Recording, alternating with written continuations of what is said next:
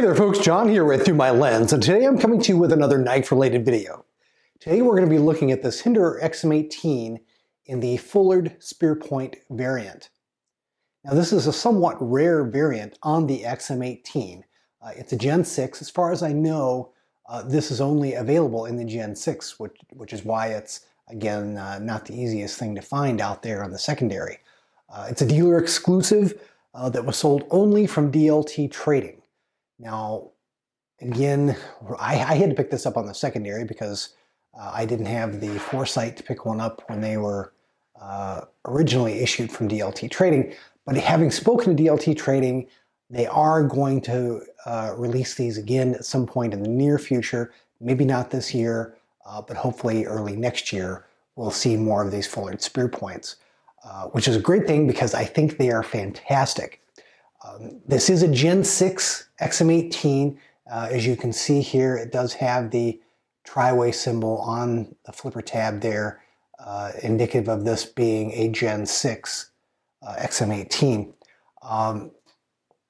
It has all of the features, all of the benefits of the Gen 6 in terms of relative to past generations of the XM-18. It has the upgraded detent. It has the steel lock bar insert. Of course, it has the Hinderer overstop travel.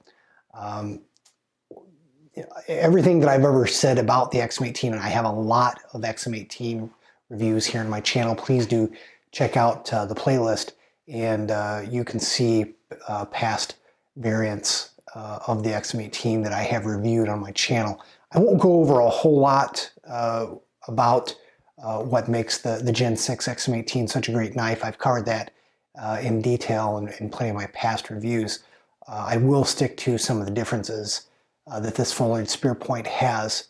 And of course you can see one of the big ones is this fuller that's ground into the primary grind on both sides of the knife. Really is just quite nice there. It is a stonewash blade on this particular variant. I think it's available in other finishes.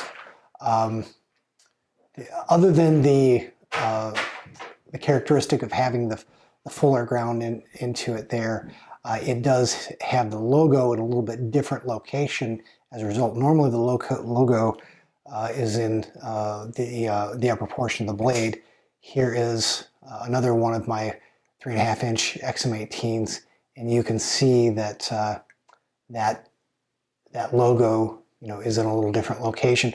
Another difference is, again, as you can see from my Bowie blade XM-18, the steel used here is CPM 20CV, which is pretty standard for Hinderer knives. That's his go-to blade steel that most of his production XM-18s can be found in.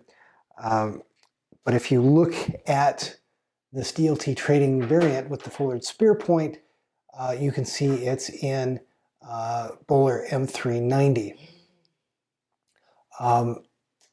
Why is that? Well, there's no real good reason for it because, as most of you probably are aware, Böhler M390 is pretty chemically identical to CPM 20CV, so there's not really a functional benefit to having this blade be an M390, other than many consider, M390 to be the best blade steel out there. It was kind of the first, and then there were copies that other steel manufacturers made to make their steels pretty close to it, CPM 20CV being one of them.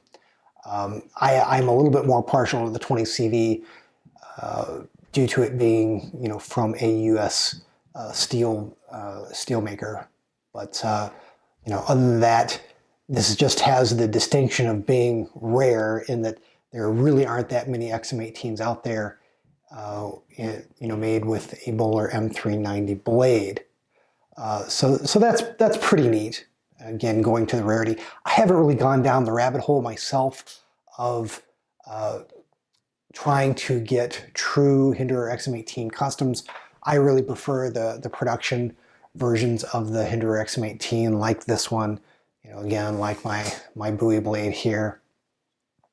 I I think that the Gen 6 XM-18 really doesn't get enough credit for being the great knife that it is. I think there's quite a few in the knife enthusiast community that really haven't gotten the message that Hinderer has so improved the detent and the flipping action on these knives, but it really is fantastic. They flip out as good or better than about any knife out there, and most have a pretty near fall shut action. This one's pretty fall shut.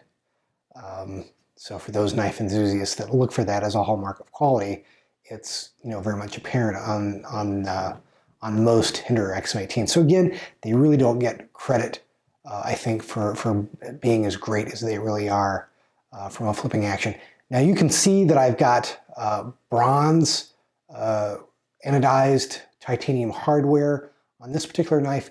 I do have a couple of XM-18s that have blue anodized hardware, this one and another one in my collection, and I do love that blue.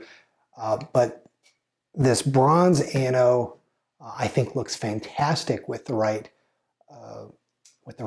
scale, and it provides a little bit of uniqueness and variation in my Hinderer XM-18s. I've got 4 that I rotate through, and having this one in bronze just makes it a little different than some of the others that are blue ano or just without any anodized hardware. So I really do like this.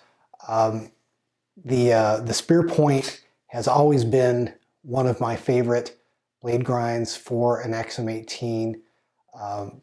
Probably for me, the consummate XM-18 blade grind is the Bowie. That's probably my favorite, particularly for a blade that can be used for a defensive purpose. But I think most in the EDC knife community will find that these Spearpoints, are just a great, all-around utility player that can do it all. Sure, they can be pressed into a defensive purpose if need be, but also a great EDC blade for any kind of cutting task where you're talking about food prep or just box breakdown. Can really do it all. And of course, the Bowler M390 is legendary in the steel. And many in the knife enthusiasts, like myself, like to be able to middle finger flip a knife. And with that fuller, man, it's fun to middle finger flip. Again, just a testament to how nice the detent is on the XM-18 right now. It's not difficult to do at all. And I'm not very good at this myself, as I've demonstrated on camera before with other knives. But it really works well. I'm just really super enjoying having this in my collection. If you have the opportunity to track one down on the secondary, I would encourage you to do so. Otherwise, you may want to consider waiting as well, because I think probably no later than first quarter of next year, we will see another run of these. I would love to see this Fuller Spearpoint in one of the skinnies. I've got 2 of the skinny models, and I tend to carry those more during the week because they're just a little bit lighter and easier to carry, and they give you such great capability and for that weight, and they still maintain the 3.5-inch blade size, which is one of my preferred blade lengths.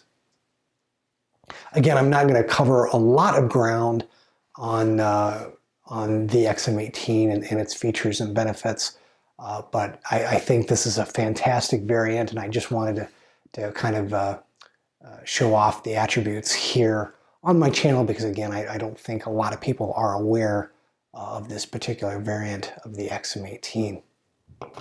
Well, I hope you've enjoyed this video. Take care, God bless. We'll see you in the next one. I hope you've enjoyed this production from the Through My Lens YouTube channel. If you did, please click on the like button and do share the video on social media. If you'd like to see more content like it, please do subscribe to the channel, follow me on Instagram and Facebook, and do check out Through My Lens at www.throughmylens.org.